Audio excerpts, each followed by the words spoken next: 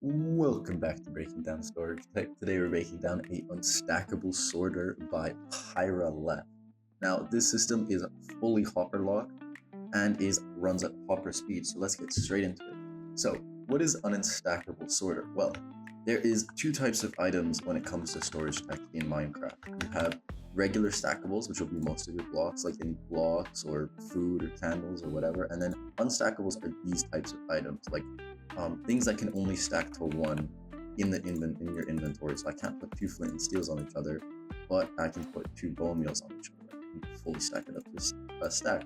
And there's a bit of difference and variety between stackables because you have 16 stackables like ender pearls, but this talks about unstackables. They can only stack to one. Now this sorter sorts it into the following: enchanted books, music discs, potions, flint and steel, shears, water bucket, powdered snow bucket, lava bucket, boats, minecarts, and chest or armor pieces. Now, this system is very comprehensive for how compact it is. There are more comprehensive versions where it sorts individual minecart types, but like a lot of the time you'll be fine with just sorting into these. And this runs in or needs the 1.20 mechanic to sort a chiseled bookshelf, or to sort books because you need the chiseled bookshelf. But apart from that, and it has a few other 1.20 things, and it's optimized for 1.20, but overall it should be pretty fine. So yeah, let's get straight into it. So this is the input right here, and what happens is you will put your input at 1/10 hopper speed or whatever it is. So you may need a buffer if your system does run it faster than 1/10 hopper speed, and it will go into here and what happens when it enters this hopper is it triggers this comparator right here. When it triggers this comparator, it will power this block, unpowering this redstone torch, which will cause this note block right here to unpower. This will update this observer, updating this observer, which will power this dropper and then this dropper. Now, what happens then is that this line right here, or basically if this dropper right here will try and push the item into the chiseled bookshelf. So if it is a book, like any enchanted book or regular book or book and quill or whatever, it will try and push into this chiseled bookshelf, and that will work. And then it can just pull down this hopper ladder and go into this chest. That's your first item sorted immediately out the gate. But what happens is if this system doesn't run it or doesn't get pushed into the bookshelf, it will get pulled down into this hopper. This hopper will then power this comparator, powering this redstone torch, activating this note block right here, which will update this observer, powering this block, which will power this dropper right here to shoot out and into this dropper. Now what happens is this observer will also power this activator rail, and this activator rail will try and power this dropper right here, which will try and push it into the jukebox right here. So basically, we've checked for the if it's a book, and then we pushed it into this dropper and fired it into this dropper right here and tried to fire it into this jukebox. Now the jukebox obviously filters out all of the music discs because only music discs can go into it. So what happens is when the music disc makes its way into the jukebox, it will emit a redstone signal because a jukebox, when it has a disc in it, it emits a redstone signal for some reason. And this will power this comparator right here and go to this block or powering this block right here, which will update this minecart with the hopper, and because of the power, it will cause the jukebox right here to push out its music disc going into this minecart with the hopper, which will make its way down to this hopper and then eventually into this barrel right here where it sorts the music discs. Now, what happens if it doesn't make its way into the system through this, through this line right here, is it goes down into this hopper and makes its way into this dropper right here. This dropper has a observer watching it right here, and that will cause power to go and power this line right here, which happens because this observer will update, which will update this observer, updating this observer, which will power this block, powering this signal right here, this note block, which will power this line right here, powering this dispenser or dropper right here. And the reason that works is because this signal will be turned off coming from this comparator right here, which comes all the way from this hopper right here. So this hopper will have an item in it before it pushes it, so it will cause this comparator to take an output and subtract or compare this comparator, which only has a signal strength of 1, to subtract and power this or unpower this note block right here, which will first power this for the first line, as well as running again and powering it again, as well as powering the same error using the same activator rail trick. It will power this, powering this dropper right here. This dropper will attempt to push any item into this burning stand right here. And you can see there's quite a few items, but most of the potions, as you can see in my just heads up display, is that a lot of them are just stackables. And obviously you put this at the end of the system, so it filters out all the unstackables, because it is a huge throttle to your system if you put it at the beginning, because it only runs at hopper speed. So you want to sort everything out as fast as possible and only put items through this at as best or as soon as possible, or as late as possible, so you don't have to cap your performance to hopper speed. Now, so any potions or water bottles or anything like that will just come into this ring stand right here, get pulled down into this hopper, and go into this barrel right here. Now, what also happens is if it doesn't go, it will just be pulled out by this hopper right here, and this will go into this hopper right here, going into this dropper right here. This dropper will power this comparator, which will power this signal right here, which will power this note block, powering this observer, which will shoot the item out of the dropper. But at the same time, it also sends a signal here to turn off this signal coming to here, because this is used to lock the entire system and lock these hoppers, which we'll talk about near the end of the video, where we talk about the hopper locking. But this means if any items go into this dropper, it gets immediately pushed out regardless if the system is locked, so that way it can run properly and just run properly. So the reason we shoot items into this body stream is not to filter, but it's to gain back height. As you can see, we've sorted 3 items and we've gone all the way from this Y level all the way down to here. This is because filtering out items is very height intensive, as you can see, because you have to have this type of check, because you have to try and push it into an item or do something and cause an update, and if not, it'll have to go through this line right here, or go through the second line, which is a hopper and going below. So it's very height intensive. So technically you could run the system and make it really tall, but it's just better to have it like this and more compact. Now, so we shoot up all the items into the water stream, and this will go and hit the top of the slab and go down into this hopper right here. This hopper will power this, or the items in the hopper will power this comparator, powering this block, which will unpower this redstone torch. This unpowers this activator rail line, which causes an update to go down to this dispenser, or dropper, sorry, and power this dropper to shoot the item into here. And once items get powered into here, it will run this entire system again, because this observer will detect it, powering this observer, which will power this activator rail line again and run the system. Now, the items will move into this dropper, and because of that, go pushed into this dropper and try to get shot out. Now, this is where the next check comes from for tools, or shears and tools, as well as flint and steel. Now, so what happens is this dispenser tries to fire and push the items into this cobweb right here. Now, this is how the system filters out shears and tools, as well as flint and steel right here, because the dispenser will fail to fire if it tries to shoot into a transparent, non-waterloggable block, like cobwebs and a few other blocks of the sort.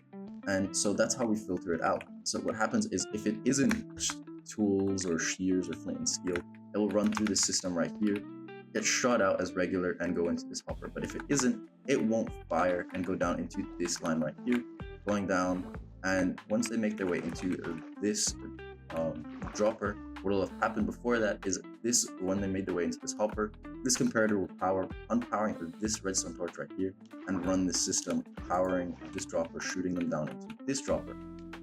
Once they're in this dropper, this is where the second part of it comes, is this observer will power this activator rail line right here, which will power this dispenser. Now, if it is just a flint or if a regular tool or something, it will fail to fire and nothing will happen, and no observer updates will happen, and the line will continue, and it will make its way down into this hopper right here and go down into this hopper right here, going into this respective barrel. Now, the interesting part is what happens with this flint and steel. Well, because there is an empty gap right here, the dispenser will fire, and the flint and steel will light this trapdoor on fire. What will happen then is this observer will be able to take an update and power this block, which powers this note block right here. This will send an observer update to flick this iron trapdoor on and off, So that way it clears out any fire because it will no longer have blocks supporting it, as well as power this observer line, powering this line right here, which will power this observer, as well as powering this observer, which will cause the item or the item in this dispenser, when it comes down to this hopper and go into this dropper right here, it will get powered, and it will lock this bottom hopper because of this observer powering this block. So it'll lock it, and as well as power this dropper to shoot it down into this hopper, which will make its way down into this hopper and go into its respective flint and steel chest. Now, one thing to note about this is it does take one durability down if it's just a raw item. Like this one right here, you can see it's 63 out of 64. So some people may have an issue with that, but if you want to sort flint and steels from the rest of your tools and stuff, you have to do this. So if the item isn't a flint and steel or shear or anything like that, it will make its way down into this hopper right here, which gets read from this comparator, which will power this redstone torch off. Now, this will cause this note block to turn off and send a few updates, one of which is powering this observer line right here, which runs all the way down and powers this block, which will power these activator rails. One signal goes up to here and powers these observers to run a second signal, or basically kind of run a clock while the redstone torch is off.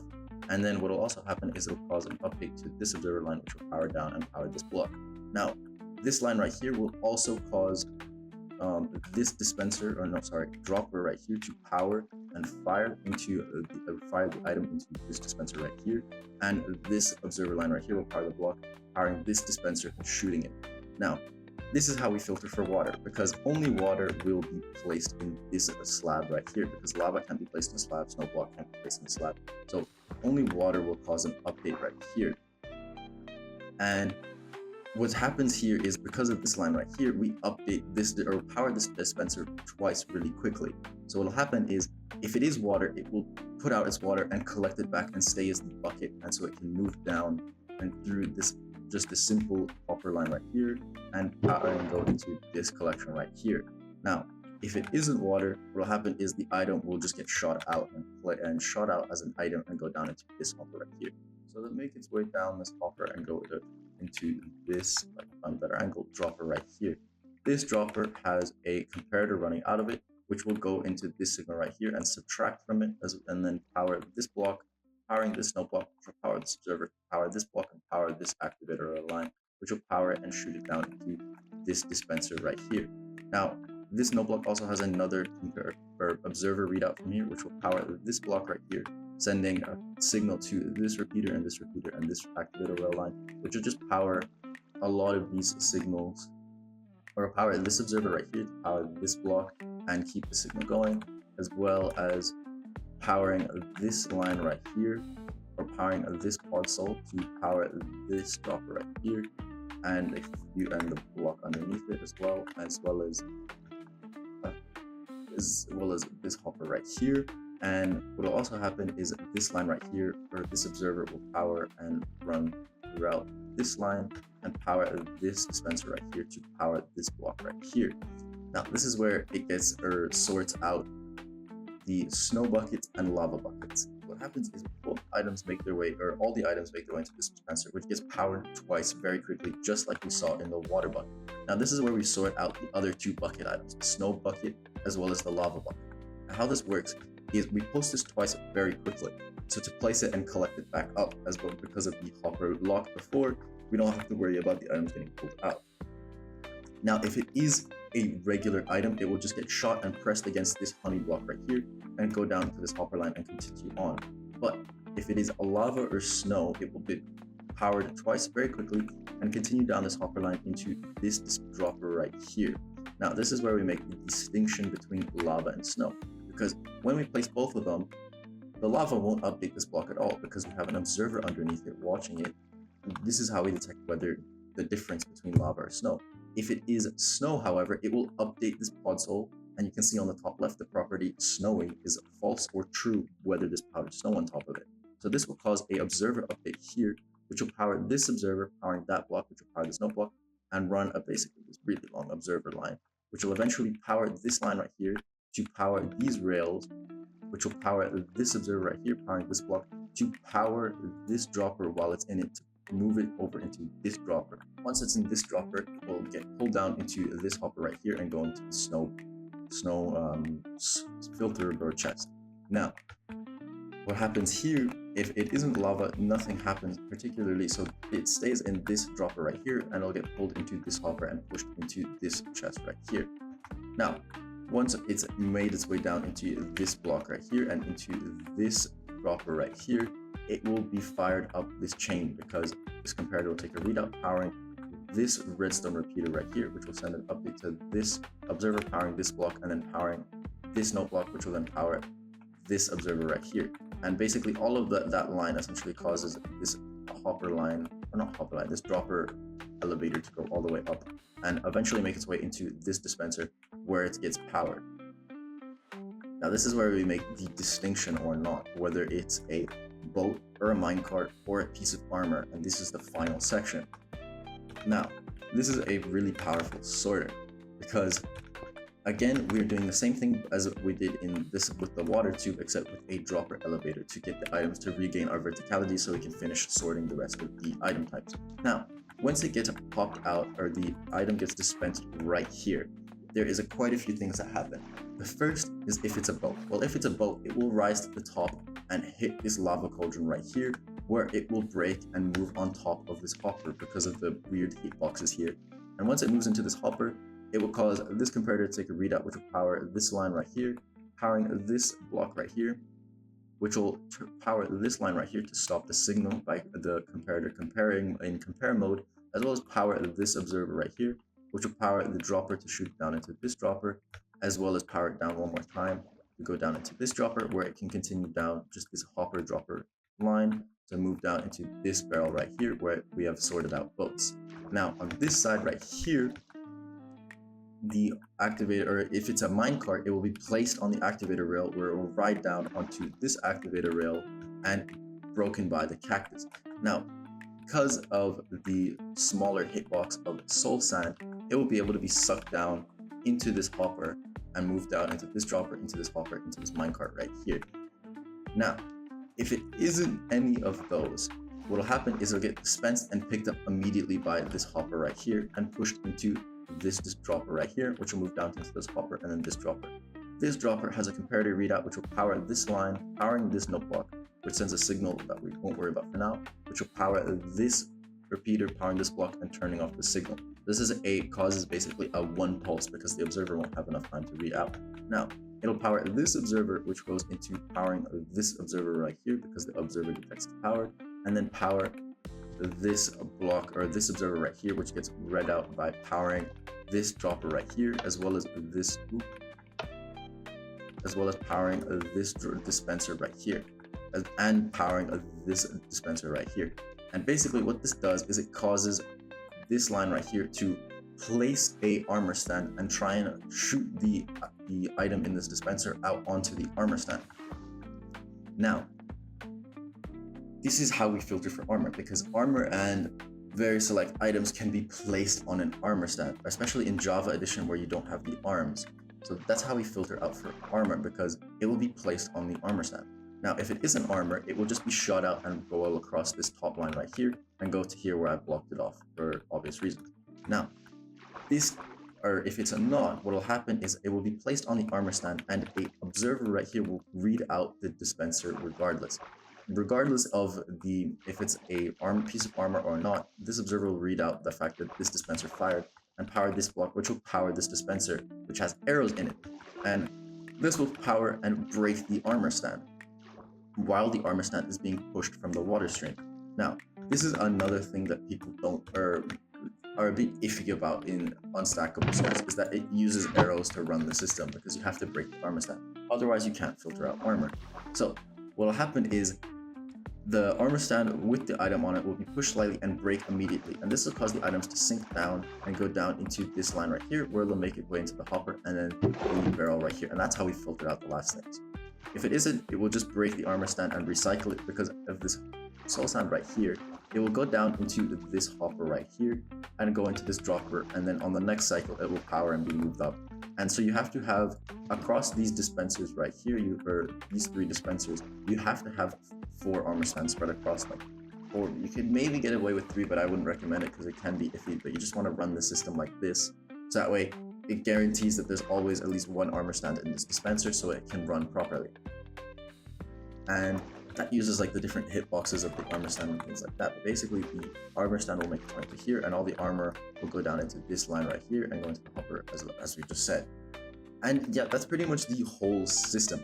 If you want to learn more about how we sort individual unstackables, I think Command Leo has a really great video. I don't know if it's up to date, it's quite old and won't include the chiseled bookshelf, but it shows individual systems that work really great for sorting specific different items. Now for the hopper locking. The hopper locking is quite unique, or quite unique in the sense that it's quite a bit of spaghetti to run throughout the whole system. But basically, this is the hopper locking input, and what will happen is it will power this block right here, which the first signal will just go into this repeater, which will power this block, locking this line right here, as well as locking this draw hopper right here.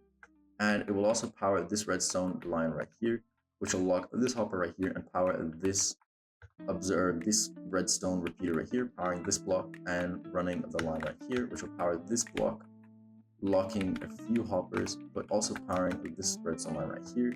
And you can kind of see the whole or the extent of how this system works. It's basically just a bunch of repeaters running across and locking the hoppers individually. There's not too many fancy individual tricks that work or don't work and things like that, because it's just pretty simple hopper locking. So I'm not going to go too in depth into it, because I think the bulk of the video and like the important stuff is in how we filter out all the individual items rather than the hopper locking. Because as you can see, it's quite simple. The hopper locking is just repeaters running. But overall, a really great system, very compact, and it gets the job done really efficiently, especially at hopper speed and fully hopper locked. I think that's a really great system. And it's just, I think it's really smart system the way it runs. And yeah, so thank you for watching.